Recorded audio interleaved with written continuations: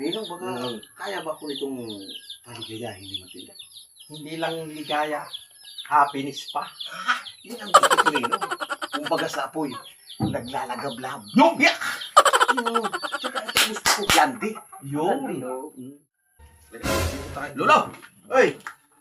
Ito na yung package mo. Ito na yung order mo. Oh. Binigla mo ako. Upo ka rito. Siya si Ambrosia. Ambrosia. Parang nagbilang anghel kanina sa pagdala mo dito sa akin ni Ambrosia, pagdala mo kay Ambrosia sa akin.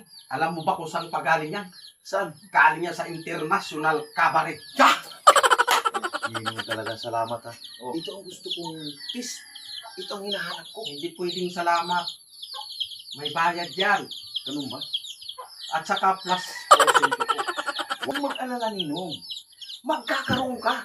Sa sobrang tuwa ko ba naman dahil dala mo si Ambrosia sa akin. Ah, syempre. Ito ang gustong-gusto ko. Yung maliliit lang ang katawan ba?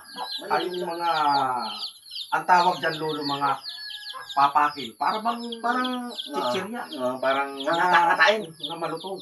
Ambrosia, hindi ka magsisisi. Tsaka Ninong, ang gusto ko dito, yung mga ganito.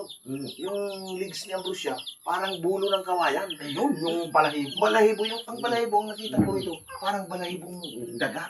Yun. Oo, yun. Ito talaga, Ninong, pambira ka. Paano? Salamat talaga. Alis na ako. Iwanan ko na sa iyo. Ang porsyento ko, ha? Sigurado yan. Alam mo naman, Ninong, kasi si Matilda, gurang na yon. Hindi na ako. Sino yung Matilda? Yung asawa ko, gurang na yun. Kulubot na. Sa pangalan pa lang, talagang natma ko na. Yung talaga, Ninong. Ito ang gusto ko pambira. Sariwa. Sariwa to. 18 years old lang to. Oo. O sige, 18 years old lang yan si Ambrosia. ako bahala sa'yo, Ninong. Porsyento. Lahat. May bonus ka pa. Matilda, ha? Mamaya, ha? Ninong, baka kaya ba ko itong paligayahin ni Matilda? Hindi lang ligaya, happiness pa. Yan ang gusto ko, Ninong. Kumbaga sa apoy, naglalagablab. Yung yak! Yun. Tsaka ito gusto ko, landi. Yun. Baga, kaya ko nito. Kaya. Yan ang gusto ko sa'yo, Ninong.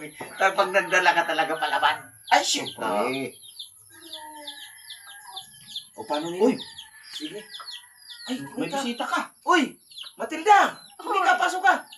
Naku, Sabi mo nasa ibang basa si Matilda. bigla ang dumating. Bigla, parang gulat na gulat ka. Hindi, kasi si Ninong ay may dala siyang, Ah? ano niya, Sino yan? girlfriend niya. Maniningil sila ng pautang sa atin. Oh. Sabi ko naman, Ninong, bago mong girlfriend yan. Ay, sakto dumating na siya. Makakabayad na kayo. Sigurado yun eh. Oo. Kasi malaki-laki na rin Matilda ang utang natin kay Ninong. Tsaka, ay, porsyento ba gayon? Ano ko nga pala, asawa ko, si Ambrosia. Akala ko naman kung ano muna ha.